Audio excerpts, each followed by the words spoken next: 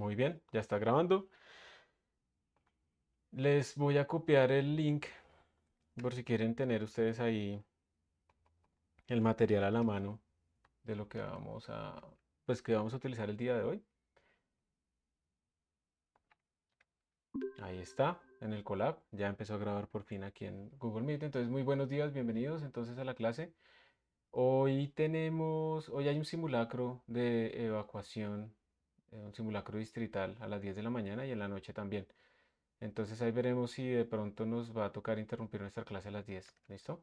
Porque es bueno prepararse y seguir las instrucciones. Entonces es probable, por ejemplo, que a la gente de la sala le toque salirse, pues ahí miramos y entonces paramos ahí la clase. Ahí vemos, ahí ustedes me irán informando. Entonces comencemos. El día de hoy vamos a empezar.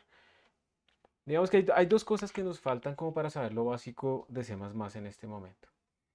Ya tenemos nosotros un núcleo de C++, que ahorita lo voy a escribir acá, que es lo que hemos visto hasta ahora. Y faltan dos cositas, que es lo que vamos a poner acá. Una de esas cosas son las estructuras de datos, tipo vector, que también nos va a servir para modelar matrices. Esa es una de las cosas. Dentro de esas estructuras también vamos a ver algo que se llama el Val-Array, que tiene una aritmética o, ¿cómo decirlo? Tiene una sintaxis, no, ¿cómo se diría eso? Sigue operaciones de tipo vectorial. Y operaciones de tipo vectorial es como cuando ustedes suman dos vectores, si han utilizado vectores, básicamente un vector pues es un conjunto de puntos que nos representa algo en el espacio. Y cuando yo sumo dos vectores, pues sumo componente a componente. Lo que va en el eje X se suma todo lo que va en el eje X, lo que va en el eje Y, todo en el eje Y, y yo no mezclo X con Y o X con Z y cosas así. Entonces esto es lo primero porque esto es algo importante, digamos, a utilizar en programación científica y por lo tanto pues es algo que tenemos que ver, es algo que vamos a ver hasta ahora. Y lo otro es una introducción a la programación orientada a objetos, porque a veces esta programación nos sirve a nosotros para simular problemas, modelar problemas de la aplicación científica de una manera un poquito más sencilla. Y lo vamos a hacer aprendiendo una técnica que se llama diferenciación automática, que es una técnica que permite calcular derivadas que digamos casi de forma exacta en el computador sin tener que hacer forward, backward y no sé qué, y que es algo muy relevante actualmente en lo que es la aplicación a Machine Learning para calcular derivadas.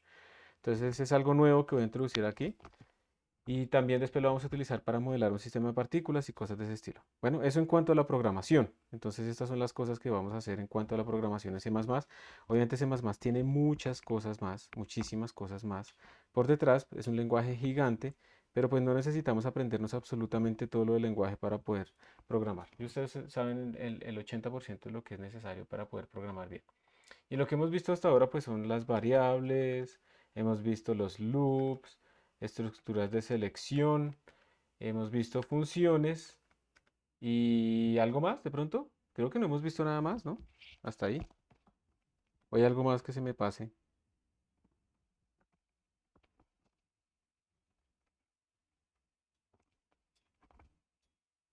¿Algo se les ocurra que esté ahí, que ustedes digan, ah, también aprendimos esto porque yo no me acuerdo de nada más? Eso será como lo básico. Con esto tendríamos como el 80% ya de lo que necesitamos. Esta es la base de todo. Pues la modularización de pronto de los archivos, un poquito el testing que a veces hemos hecho. Y esto es lo que nos falta. Entonces vamos a empezar esta parte súper importante, porque los problemas matriciales son los problemas que ustedes van a estar enfrentando básicamente todo el tiempo, ¿sí? Y por lo tanto necesitamos pues poder saber cómo modelar esos problemas, ¿ok? Entonces es lo que vamos a empezar el día de hoy con ese tipo de estructuras de datos.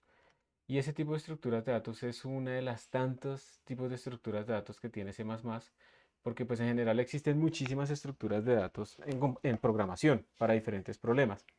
En particular para nuestros problemas, pues los vectores y las matrices son como lo más relevante, pero realmente hay muchísimas más para todo tipo de problemas más avanzados, pero pues eso ya se sale completamente de nuestro curso introductorio.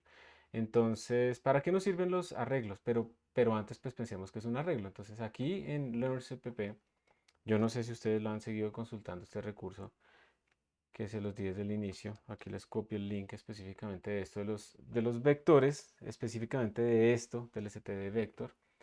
Aquí ellos tienen una sección que de hecho me voy a devolver a la sección 16.1, a la introducción a los contenedores y los arreglos. Ellos tienen como un ejemplo y lo voy a utilizar acá para el día de hoy. Digamos que ustedes necesitan calcular 30 notas, ¿sí? Tienen 30 notas para calcular promedios, una estadística sobre esos promedios. O incluso, digamos, van a hacer un programa para procesar los resultados del examen de admisión de la Universidad Nacional que se presentó hace poco, donde tenemos más o menos 50.000 estudiantes que se presentaron.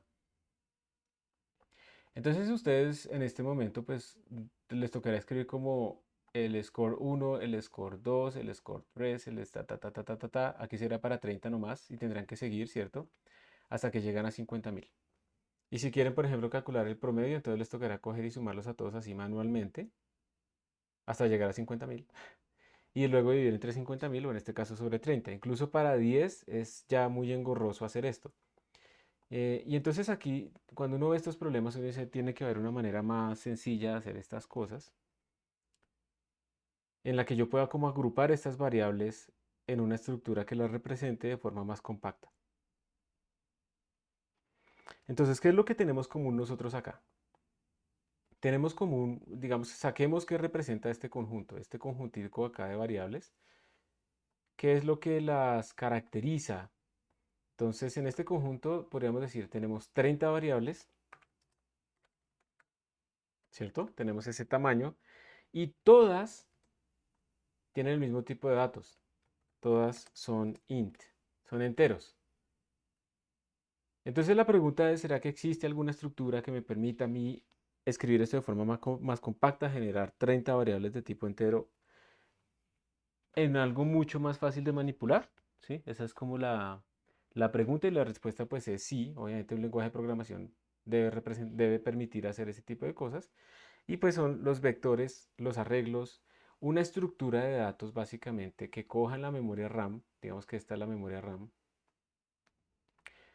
completa, y me coja aquí un pedacito, ¿sí? En la memoria RAM, donde me quepan a mí 30 enteros, ¿sí? Entonces aquí hay 30 cajitas, en este punto, hay 30 cajitas, donde cada cajita ocupa lo que ocupa un entero. Obviamente yo también lo que podría hacer en vez de hacer eso, bueno, puntos suspensivos, listo, 30. Yo también podría tenerlos como regados, tener aquí el primer entero, tener aquí el segundo entero, tener aquí el tercer entero, tener por aquí el cuarto entero, tener aquí el quinto, aquí el sexto, bueno, eso también podría ser, ¿sí? Y yo tendría entonces que decir, este es el primero, este es el segundo, este es el tercero, luego este pasa acá, luego este pasa acá y luego este pasa acá. Cuando tengo algo contiguo en memoria como esto que tengo acá, es más fácil navegar entre los elementos porque yo solamente ubico el primero y luego salto entre todos así rápidamente. Esos son entonces estructuras que permiten navegar rápidamente sobre la memoria. En esta, miren que yo estoy saltando en la memoria, entonces esto no es tan fácil, pero tiene una ventaja. Si yo quiero quitar un número intermedio, es muy sencillo, simplemente estas flechitas las mando a apuntar a otro lado y ya está, y lo quité. Fue muy sencillo. Quitar un elemento acá es mucho más complejo, pues porque todo esto es contiguo en memoria. Entonces yo no puedo simplemente quitar esto, sino que me toca crear un nuevo bloque contiguo, copiar los que estaban antes acá, copiar los que estaban después acá y luego descartar todo esto. Entonces, añadir o crear elementos en estos arreglos contiguos, por allá en la mitad, es muy ineficiente. Esa es la desventaja, pero la ventaja es que lo puedo recorrer muy rápido. La desventaja de esta estructura es que la tengo que recorrer, digamos, perdón, sí, que recorrerla es lento porque tengo que estar saltando en memoria, eso no está contigo y eso tiene, digamos, una desventaja con respecto a la arquitectura de los CPUs actuales, pero la ventaja es que puedo poner y quitar elementos muy fácilmente. Entonces, dependiendo del problema que uno tenga, hay estructuras diferentes que se adecúan más o menos a nuestros problemas. Y uno idealmente pues debería tratar de tener un conocimiento básico de esas estructuras que se le ofrecen para saber cuál sería la mejor. Pero para la inmensa mayoría de los problemas que nosotros vamos a enfrentar, pues un vector es lo que necesitamos, un arreglo. Entonces a esto le llamamos arreglos a conjuntos de datos contiguos en memoria del mismo tipo de datos.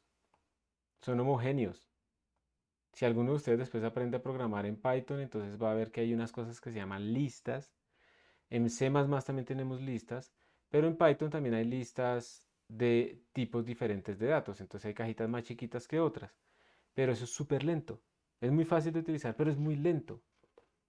Entonces, si ustedes quieren hacer programas que sean eficientes en Python también, tienen que utilizar arreglos del estilo de los arreglos de C++, que serán los arreglos de NumPy. Entonces, estos arreglos son estructuras de datos contiguas en memoria que tienen el mismo tipo de datos. Y yo puedo ponerle que me haga, que me tenga 30 o 3000 o 300.000, no importa. El límite va a ser simplemente la memoria RAM que nosotros tenemos.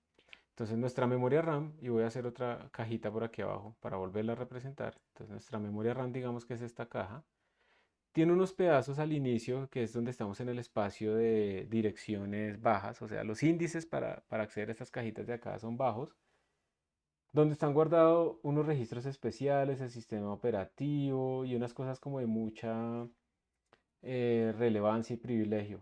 Y un pedacito de memoria que podemos utilizar que se llama el stack. Ese pedacito de memoria está en esta zona, es relativamente rápido, pues porque está cerca al inicio, pero es limitado, es pequeño. Luego viene un gran pedazo, digamos lo que sobra, vamos a ponerlo así, lo que sobra, digamos todo esto, que se llama el heap. Y el heap es un sitio, digamos, de memoria dinámica que entre más memoria RAM tenga yo, más grande es el heap. Y pues por lo tanto nos va a permitir a nosotros tener tantos datos como queramos hasta que terminemos la memoria de nuestro computador. Dependiendo de dónde estén ustedes, de dónde, digamos, qué estructura de datos para representar el arreglo estén utilizando ustedes, ustedes van a estar en el stack o van a estar en el heap. Lo que vamos a tener nosotros es que normalmente los vector, los std vector, que son arreglos más otras cosas, están acá en el heap. Por eso son muy útiles porque yo puedo pues hacerlos muy muy grandes.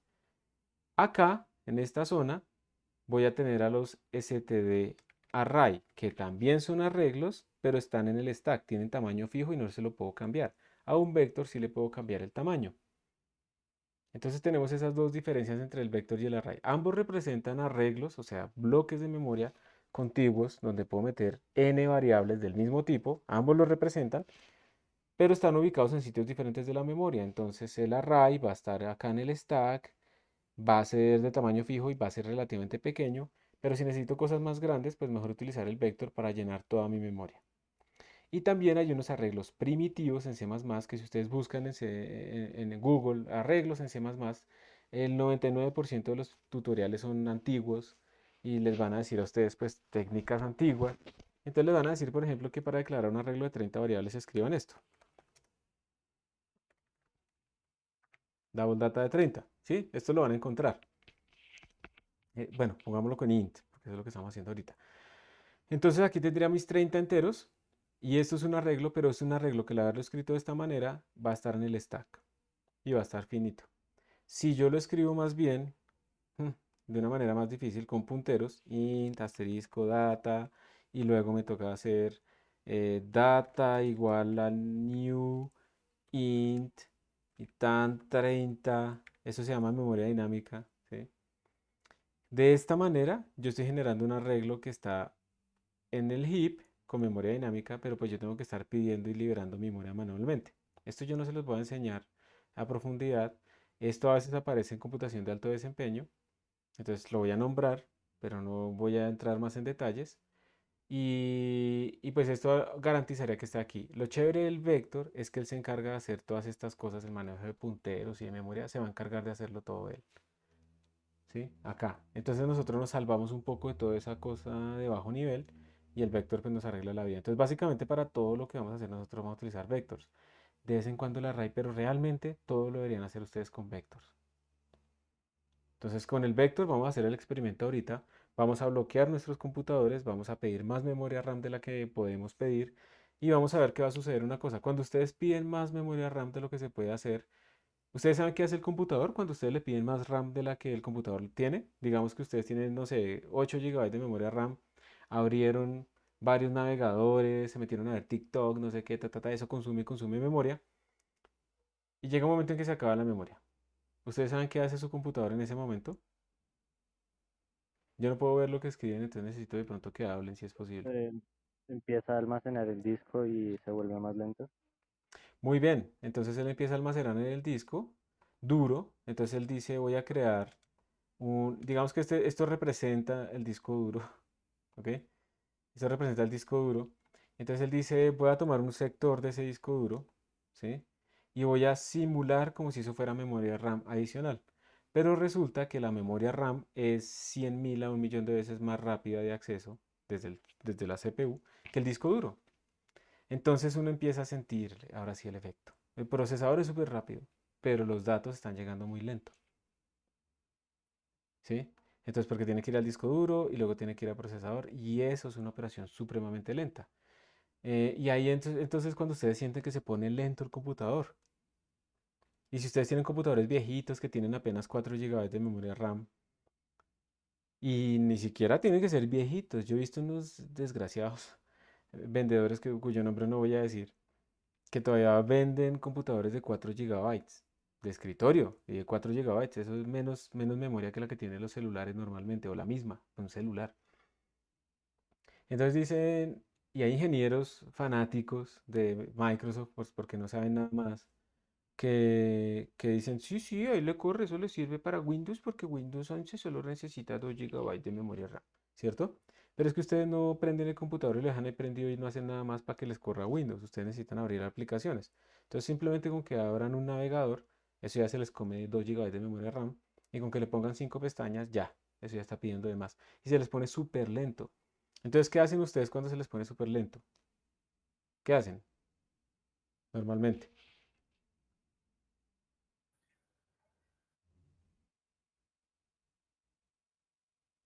Pues primero ponernos bravos y Sí, después intentar cerrar cosas. ajá, muy bien. Sí, o sea, gracias por la sinceridad, porque el que dice no, entonces yo respiro profundo y empiezo a cerrar para evitar que la cola de instrucciones se llene, eso es falso. Normalmente eso se responde, normalmente cuando eso pasa también uno está trabajando, está muy estresado y le da un puñetazo al teclado y empieza así, como el niño ese alemán que quiere inscribir como en el CIA de la Universidad Distrital, creo que se llama Cóndor o se llamaba Cóndor. Pueden buscarse un video del niño alemán que está inscribiendo materias en Cóndor, pero podrían cambiarle el título al niño colombiano que está escribiendo materias en CIA o al adolescente, ¿no? Ustedes ya son jóvenes. Entonces, para que se rían un poco, pero eso es lo que pasa, ¿no? Entonces, eh, y empiezan a darle clic al mouse muchas veces y pues nunca les va a salir ahí un mensaje, has dado clic 300 veces, has desbloqueado tu máquina. Eso nunca va a pasar.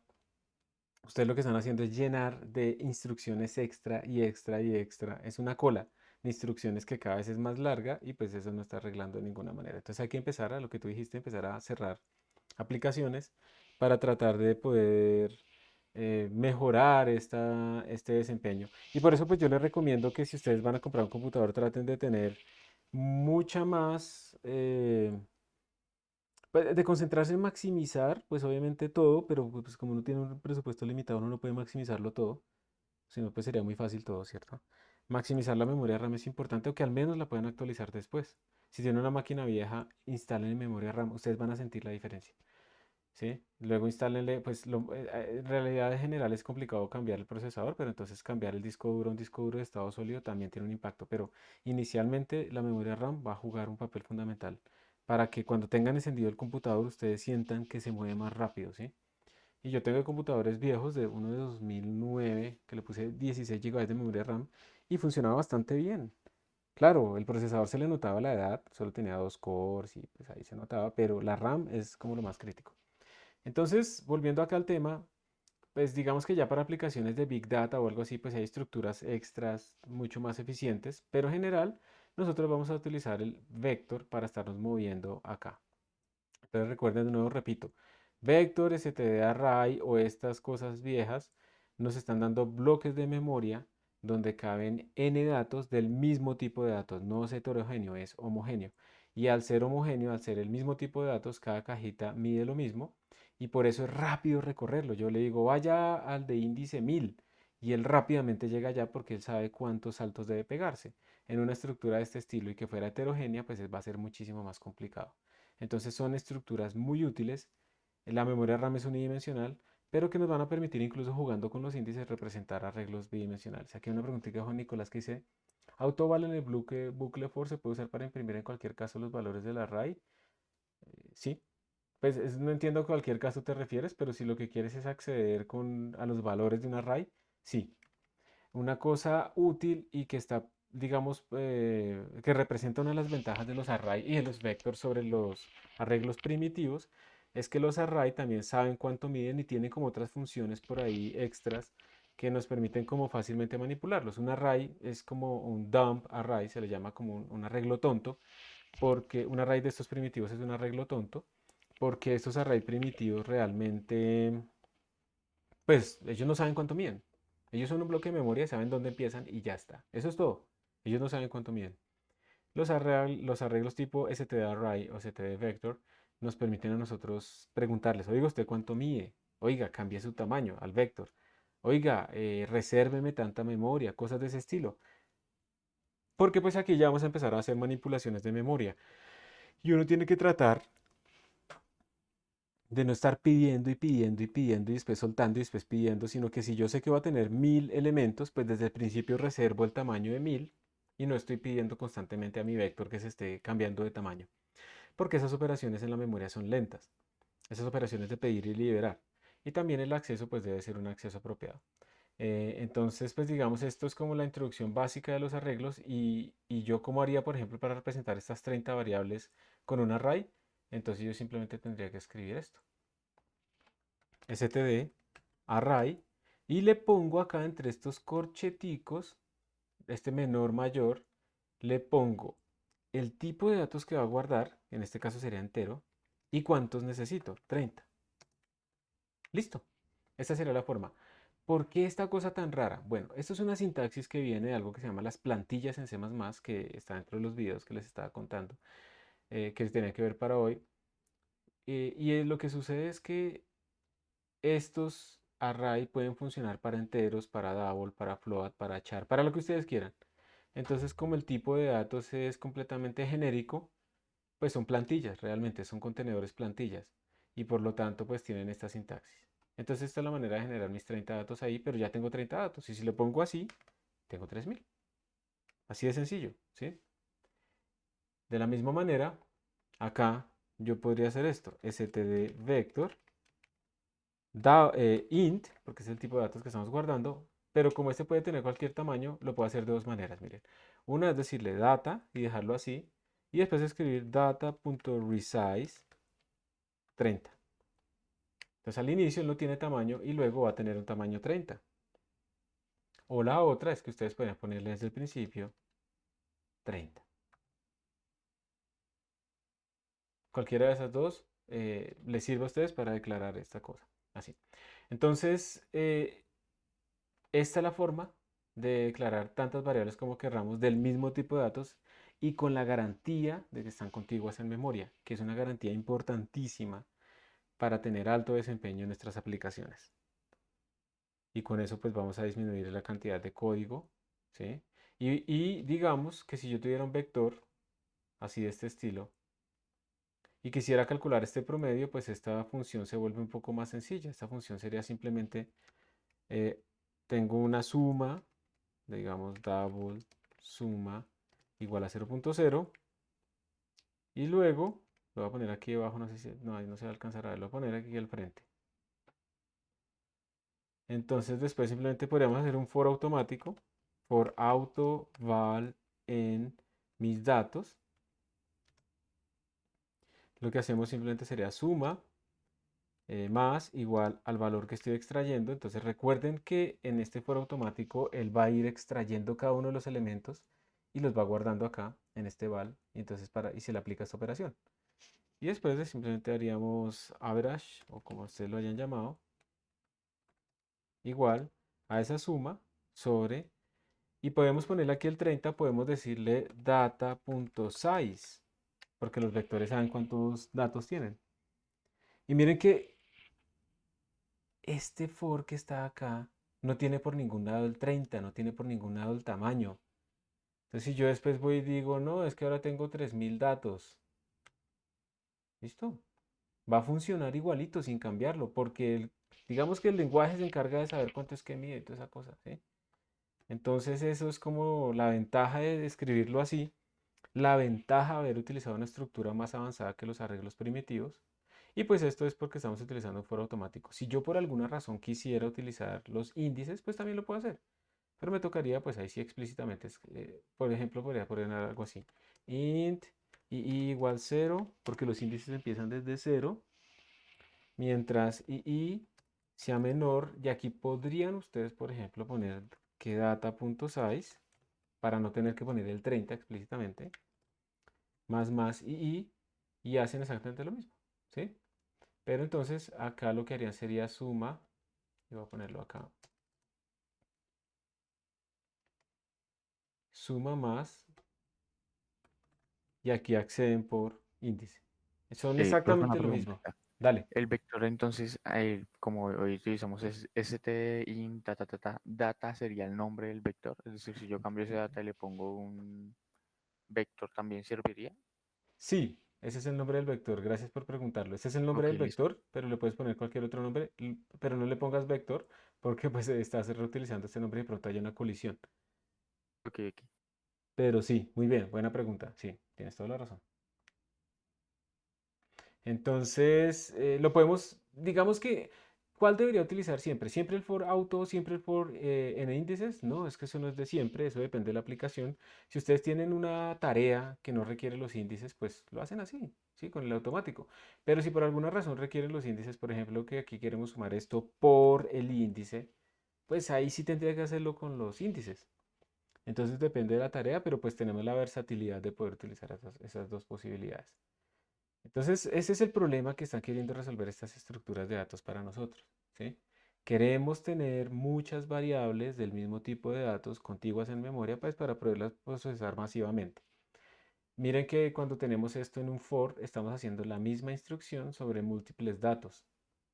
Y si utilizamos unas variables, unas banderitas del compilador que vamos a ver más adelante con alguien, vamos a poder optimizar estas cosas. El compilador es muy inteligente.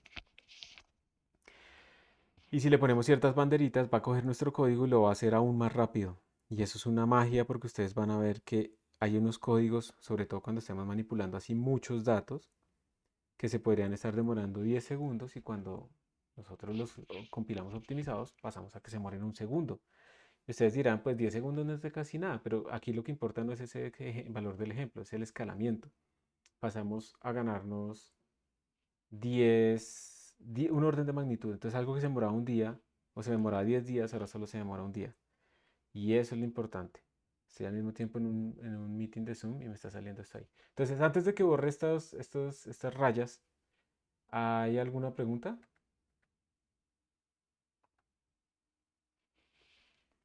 ¿Es posible definir un arreglo o un vector a partir de un tipo de dato struct definido por el Sí, usuario? sí, señor. O sea, lo que está preguntando él es un poquito adelantado a lo que estamos viendo, pero una cosa de C++ es que ustedes pueden crear nuevos tipos de datos o pueden crear estructuras que tengan tipos de datos internos de otros valores. Digamos que ustedes quieren simular un planeta, entonces ustedes pueden crear un nuevo tipo de datos utilizando struct o class. Pero voy a aprovechar tu pregunta para introducir esto. Y ustedes pueden decir, bueno, un planeta tiene muchas vainas, ¿no? Obviamente. Pero entonces en la forma más sencilla, si yo lo que quiero es simular órbitas de este planeta, entonces pues él va a tener, por ejemplo, un vector de posición, ¿cierto? Entonces vamos a tener como un Rx, un Ry, un Rz. Va a tener un vector velocidad, Vx. Esto será la posición del centro de masa y la velocidad del centro de masa, Vy, Vz. Ustedes podrían decir que puede tener un radio, pero pues todo depende, ¿no? El radio de la Tierra pues es ignorable comparado con la órbita alrededor del Sol, pero el radio de la Tierra sí es importante comparado con la órbita de la Luna alrededor de la Tierra. Entonces depende de la escala que estemos mirando, pero la masa sí es importante. Ahora, el radio de la Tierra me estoy refiriendo a que la mejor aproximación a la forma de la Tierra es la de una esfera. Ahí sí, no la vaca, ¿no? Ahí sí la Tierra es esférica y es mucho mejor aproximación de la esfera que un plano. La Tierra no es plana.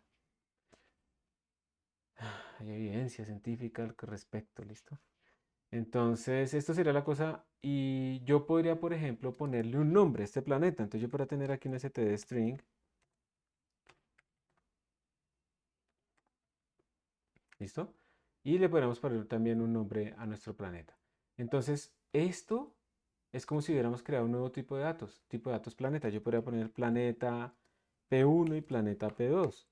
Y P1 va a tener todo este montón de cosas internamente, RX, RY, RZ, BX, BY, BZ, masa y un nombre. Y P2 también va a tener su propio RX, RY, RR. Entonces hemos creado un nuevo tipo de datos, tipo planeta, y esto es lo que se llama programación orientada a objetos. Entonces la pregunta tuya, ¿cómo es que es tu nombre? La persona que preguntó, ¿cómo te llamas? No, no alcanzo a ver. ¿Alguien me puede leer el nombre, por favor? No, fue el botón equivocado, Miguel. Miguel. Entonces la pregunta de Miguel es que si yo puedo hacer esto. Si yo necesito simular 100.000 planetas, voy a hacer una simulación de tipo, o 100.000 estrellas, de tipo galáctica. Entonces él podría poner acá que no va a guardar doubles, que no va a guardar enteros, sino que va a guardar planetas. Y aquí le llama galaxia o sistema o lo que sea. Entonces la respuesta a tu pregunta es sí. Lo que pasa es que quería explicar que era una estructura. Pero entonces, ¿cómo sabe para saber cuál es el tamaño? Si en teoría no está predefinido el tamaño de un dato de esto. Digamos que, o sea, por lo que dices que porque tiene que tener el mismo tipo de el mismo tamaño, ¿cierto? Sí, Sí, aquí hay un detalle con este nombre. El detalle, el tamaño de todos estos se conoce, ¿sí? El tamaño de todos estos se conoce. Eh, el tamaño de este no se sabe inicialmente porque los nombres pueden cambiar, ¿cierto? Entonces, digamos, si yo quitara esta vaina, espérense a ver en qué estoy, si estoy en texto. Esta herramienta tiende a borrarme las cosas cuando no estoy en texto. Sí, sí estoy en texto. Si yo quitara esta cosa, ¿sí? Yo conozco el tamaño de esta estructura porque mira que es sumar el tamaño de 10 doubles, ¿cierto? ¿Estamos de acuerdo con eso?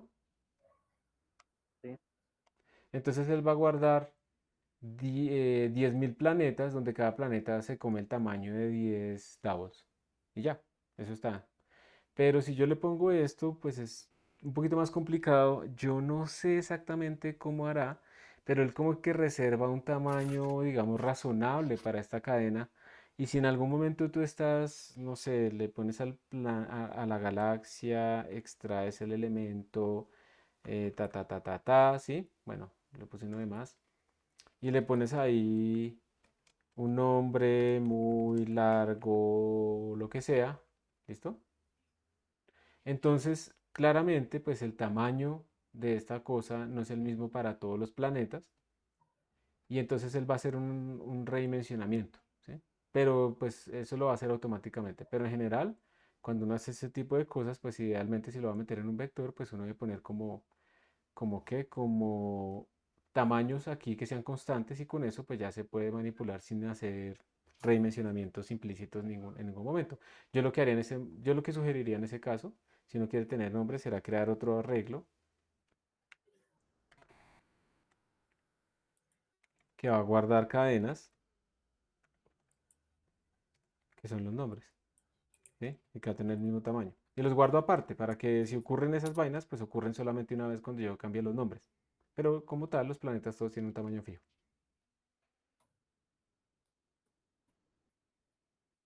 ¿Está bien? Sí. Listo. Gracias por tu pregunta. ¿Alguna otra pregunta? Profe, digamos que no me queda claro pues el uso de autoval y autoival. Digamos, por ejemplo, en este tipo de programas uno podría utilizar lo mismo y dar los mismos resultados, ¿no? O sea, acá, Sí. digamos que Digamos, tú por dices que ejemplo, si yo lo pongo así, si le pongo un ampersand, ¿sí? sí. Perfecto. ¿Qué significa el ampersand? Esa es la primera pregunta.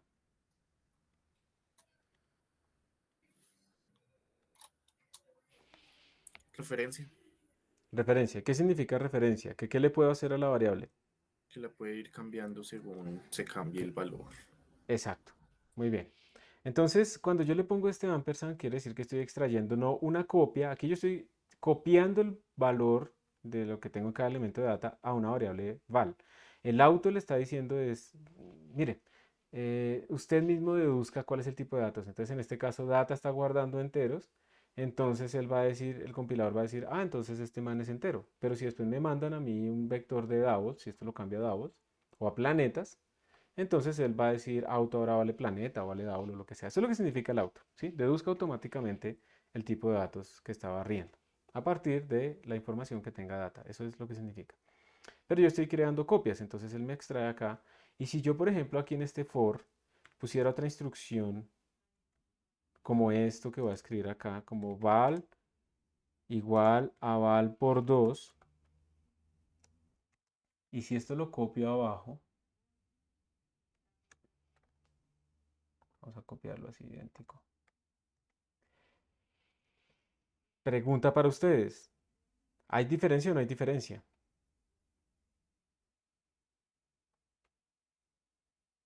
En el estado final, después de haber hecho este for, ¿hay diferencia o no hay diferencia en el estado final del arreglo data? Sí, porque en el segundo caso se modifica directamente el valor de val, mientras que en el primero solo se modifica el valor de una copia de val. Perfecto. Eh, pues ya lo explicaste como yo lo diría, pero lo voy a repetir. En este caso, como esto es una copia, entonces yo estoy, digamos, afectando una copia, pero no estoy afectando los valores originales de data. Pero acá, val ya no es una copia, es un sinónimo, es la misma variable. Entonces, cada vez, cuando yo extraigo el primer elemento, val en ese momento es el primer elemento, solamente que le puse un apodo que se llama val. Entonces, esto sí está cambiando los valores de mi arreglo. ¿Listo? Entonces, cuando Profe, son doubles, ya te respondo. Cuando son doubles, cuando son enteros y cosas así, ponerle el ampersand no es muy necesario. Pero si ustedes quieren ponerle el ampersand, pues le ponen const. Si ustedes quieren asegurarse de que no crean copias, esa es la ventaja. Aquí estamos creando una copia cada vez que accedemos a cada elemento. Aquí no crean copias, pero ustedes quieren asegurarse de no modificarlo, entonces le ponen el const. Yo personalmente utilizaría esto básicamente siempre cuando mi vector tuviera enteros, datas y cosas, double y cosas así primitivas. Pero si tuviera un planeta, pues miren que crear una copia de un planeta es más pesado, porque tengo que copiar en total 10, perdón, 7 doubles. Yo ahorita estaba diciendo es que 10. 7 doubles, ¿sí? Entonces ahí yo sí utilizaría el ampersand, pero le pondría const porque yo no quiero que mi arreglo me modifique, en este caso de los promedios, me modifique más bien que mi loop, mi for, me modifique mi arreglo original. ¿Listo? Pero yo en general lo utilizaría sin el ampersand. Pero esa es la diferencia. Entonces con el ampersand estás creando referencias y por lo tanto puedes modificar tu arreglo original. Ahora sí, adelante la persona que iba a hablar, que qué pena que no lo deje hablar. sí, es que quería ver este arreglo en su forma cotidiana, en la que conocemos el for, cómo se vería con este ampersand. Acá, este es esto será como la forma cotidiana con índices. Eso es lo que te refieres con cotidiano, ¿sí? Sí, sí, pues es la que hemos usado más. Y tu pregunta sería, no, nada, o sea, acá, digamos la forma, voy a ponerle el corchete. Esto viene de herramienta de texto, sí. Listo, sería hasta acá. Lo que tú harías sería data de II igual a 2 por data de II. ¿Por qué? Porque tú ya le estás diciendo, estoy extrayendo el valor que está en esta posición II y lo tengo a la izquierda, le voy a asignar lo que tengo aquí a la derecha. Entonces de esta manera lo estaré sobreescribiendo. Cuando lo tienes a la derecha del igual, estás leyendo los valores. Cuando lo tienes a la izquierda, estás asignándole valores. Sí, y aplicar el ampersand entonces acá No, aquí no, no aplica el no. ampersand, aquí no existe el ampersand. Pues podrías hacerlo, digamos, como eh, más enredado, digamos, auto val para que sea idéntico. Auto val, yo no sé si así se declara esta referencia. Igual a data de II, ¿sí? Y luego operar con val. Pero pues no es necesario, o sea, realmente lo que está haciendo la referencia es crear un alias para trabajar con el mismo dato, entonces pues trabaja con el mismo dato directamente.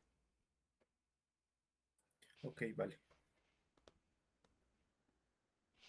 Gracias por sus preguntas, súper bien. ¿Alguna otra pregunta?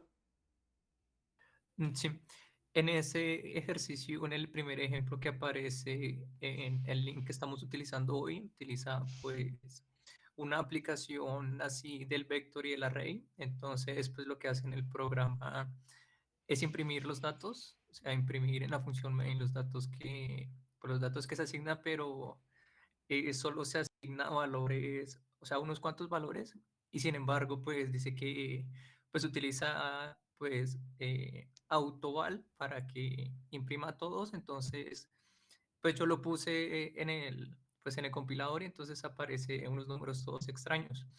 Entonces supongo que eso es porque uno le dice que imprima todos los datos, pero solo le asigna unos cuantos, ¿no? Si te entiendo bien, digamos, te estás refiriendo a un ejemplo que hay por ahí, pero si te entiendo bien es básicamente lo que estás diciendo es, yo creé un arreglo, a ver, digamos, pongámoslo acá. Se crea un arreglo, voy a tratar de reproducirlo. st vector de double, lo llamo data, y voy a crear solamente 10 elementos de estos. Pero luego yo, digamos, solamente le digo data de índice 5, o sea, ¿ese es el quinto elemento o el sexto? Pregunta para ustedes. El sexto. El sexto, porque indexamos desde cero. Entonces este es el sexto elemento que tiene índice 5. Entonces digamos que solo hago esto. Y luego utilizo el for, auto, val, en data, para imprimir. Como no necesito índices ni nada, pues imprimo. Y entonces aquí escribo std, cout, val, y no sé, un tab. Y tú lo que estás diciendo es que cuando esto se imprime, entonces salen como unos números, no sé, 1.0e menos 300, 0.0, Sí. 4.3e menos 310. Eso es normalmente lo que sale. Y sigue así hasta que llega al valor el sexto elemento, y ahí se escribe 1.23 y sigue con cosas raras. Eso es lo que pasa, ¿sí? Listo. Entonces, esto no es por el val. Lo que sucede es que cuando ustedes crean un arreglo en la memoria, ese arreglo no está inicializado. Imagínense que cuando ustedes hicieron esto, el computador, el sistema operativo dice, bueno, este programa me está pidiendo a mí un bloque de 10 double. Entonces él va y digamos que nos lo asigna. Nos dice, listo, yo le doy 10 doubles. ¿Esto qué? Ah, ya, ya, ya. Yo le doy 10 double, digamos estos 10 de acá. Estos 10 double, ¿sí? No, eso normalmente no va a estar tan allá, pero sí. Pero la RAM tenía en ese momento algo ahí, solo que estaba libre. Pero ahí tenía algo, digamos, de otra aplicación que antes estaba gastando toda la memoria, después la cerramos y liberó todo eso. Entonces ahí hay unos patrones de bits. O sea, lo que yo quiero que ustedes piensen es que la RAM no está todo siempre en cero o en uno, sino que dependiendo de lo que uno haya estado utilizando, abriendo y cerrando, eso queda ahí guardado temporalmente, ¿sí? Entonces cuando yo creo pido mis 10 datos, el sistema operativo me dice, listo, ahí se lo doy, este es el puntero, el sistema operativo también me dice en dónde inicia la memoria, bueno, eso todo me lo guarda automáticamente en el double, en el vector, perdón, pero no me lo reinicia a ningún valor, no me lo llena de valores. Eso no está garantizado. Entonces, como yo ahora voy a interpretar que esta primera cajita es un double, pero eso tiene como bits aleatorios, y esta otra cajita es un double, y esta otra cajita es un double, y yo nunca lo inicialicé en cero, por ejemplo. Entonces cuando yo lea este número, pues me va a salir como basura de la memoria RAM. Entonces imagínense que tiene un montón de bits, y cuando yo tengo un número double, el primer bit es el signo. Y esta otra parte acá, que es para el exponente del número de notación científica en base 2 y luego la mantisa. Pero imagínense que todos esos bits están aleatorios. Entonces nos van a salir puros números raros, ¿sí? De ese estilo. Porque la memoria no está inicializada. Ese es el punto. Entonces digamos que eso es lo que siempre va a pasar en general. Algunas veces les va a salir todo en cero, algunas veces no. Eso no está garantizado. Entonces si ustedes quieren, digamos que es una buena observación la tuya porque normalmente uno no solamente debería pedir la memoria, sino inicializarla en cero. Y hay varias maneras. Se puede utilizar un for para inicializar todo en cero, un for automático ahí sí con ampersand para que todo valga cero. O podemos utilizar una función de la librería estándar. Espérate que lo pongo acá. Una función de la librería estándar que se llama fill. Entonces uno le puede decir std fill y yo le digo, mire, donde empieza mi vector, data.begin, eso es una cosa que se llama un iterador, pero básicamente me está diciendo en dónde empieza en la memoria, hasta el final y llénemelo de 0.0. Entonces con esto tú llenaste todo tu arreglo de puros ceros y ahora sí te va a salir bien todo.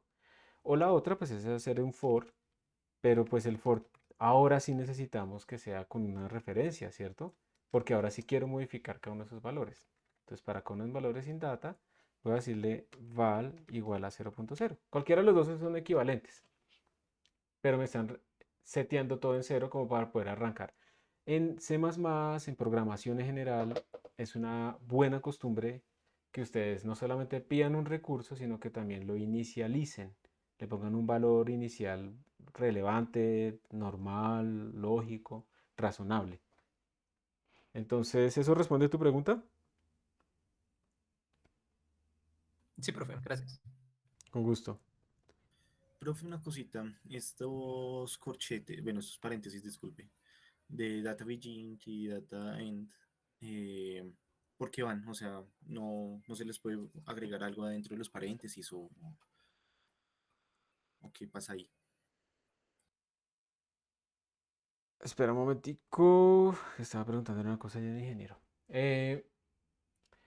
Lo que sucede es, a ver, primero que todo la función fill necesita que tú le digas dónde empieza él en la memoria a trabajar y dónde termina sin incluirlo. Esto es una cosa que está un elemento después. Normalmente cuando uno trabaja con arreglos de datos, se incluye el inicio, pero no se incluye el final. Pero bueno. Y después le damos el valor. Entonces él necesita eso. Yo podría mandarle la dirección de memoria. ¿Alguien recuerda? ¿Alguien recuerda cómo se saca la dirección de memoria de una variable?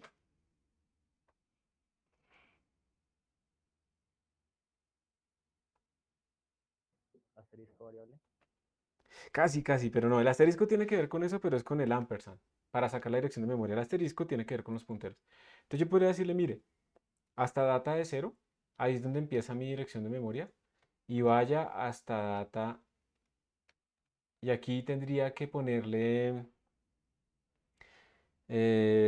data.size. ¿Sí? Es una cosa horrible, pero esto está bien. Digo, donde empieza mi arreglo primitivo, mi arreglo de memoria como tal, RAM, empieza acá y termina acá. Y esto también funcionaría. Pero lo que se hace es utilizar estas cosas que se llaman los iteradores, que nos permiten saber dónde empieza y dónde terminan nuestros elementos. Es básicamente lo mismo. Entonces, no, esto no recibe argumentos, pues porque tú no le dices, digamos, tú le estás preguntando, ¿usted en dónde empieza? Es como yo preguntarte a ti, ¿cuál es tu nombre? Y ya, no te va a preguntar, digamos que tu nombre completo, digámoslo así. Si ya quisiera como tu primer nombre, pues es otra pregunta, pero si te pregunto tu nombre completo, es tu nombre completo y ya se acabó, ¿sí? Ahora, si tú quisieras, de pronto lo que tú tienes en la cabeza es, de pronto yo no quiero arrancar en el inicio, sino solo quiero como desde el quinto elemento en adelante, entonces tú podrías ponerle esto. Y esto ya no procesaría todo tu arreglo, no lo llenaría de ceros, sino desde el inicio más 5 en adelante. Podría ser, ¿sí? O ir hasta el final menos 5. Entonces también podrías hacer esto, ¿listo? Pero como tal, la función begin o la función end te retornan el inicio y ya está. No tiene como más interpretaciones. ¿Ok? Pero y entonces, ¿por qué? O sea, mi pregunta era más relacionada hacia los paréntesis, o sea, ¿por qué se Ah, ponen?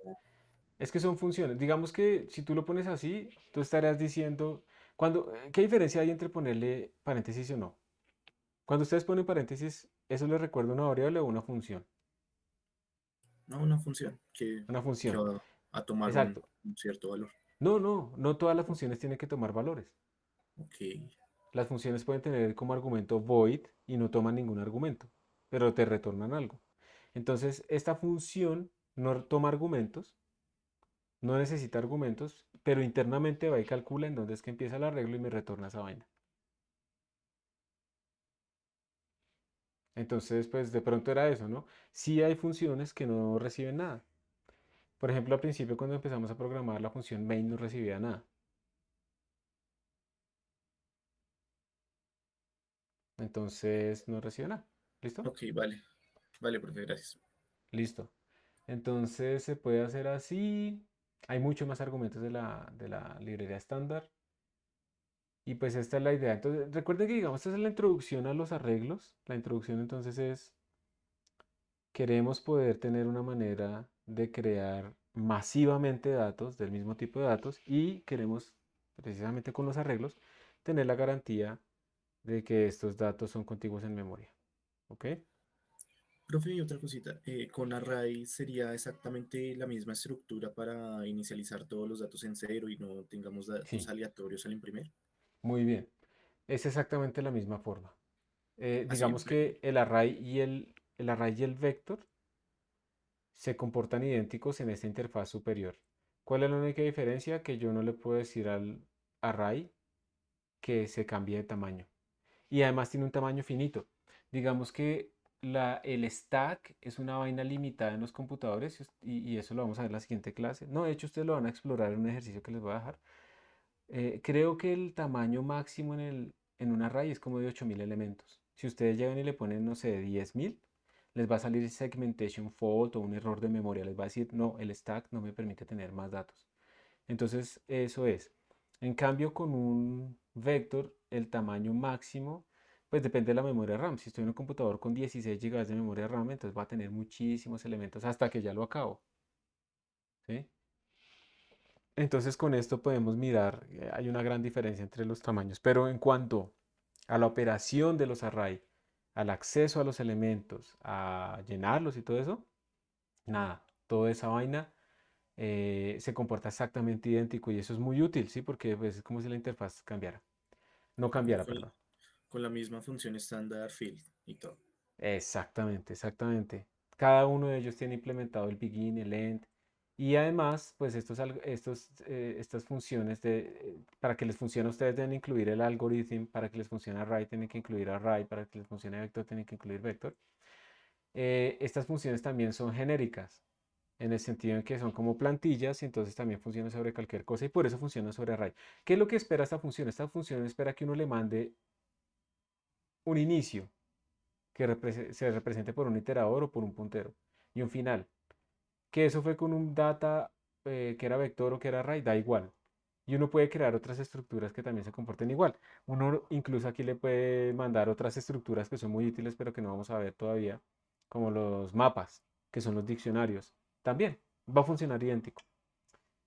Entonces esta es nuestra introducción a los vectores. Chicos, ahorita en unos segundos empieza, yo no sé si empezaron a sonar las alarmas allá para ustedes, pero va a haber el simulacro distrital y toca salir. Entonces, como hay varias personas que están en la sala y que estamos en la universidad, en el campus, en algún sitio y demás, pues toca atenderlo. Es bueno hacer eso, pues uno sale como riéndose, una bobada, pero cuando hay una emergencia la gente realmente pues debería reaccionar de forma igual y no salir corriendo y hacer las cosas bien.